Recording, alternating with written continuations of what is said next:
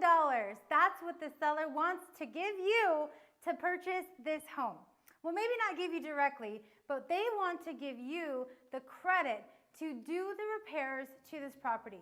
So what I'm saying is you have the opportunity to do your own paint, your own carpet, flooring, cabinets. Now the seller could have done the repairs himself, but he did not want to deal with the contractor. And that's actually pretty common for most investors right now. For whatever reason, they're not wanting to deal with contractors. So the seller's giving you the money they would have paid them to repair this condo. So why don't you go ahead and turn this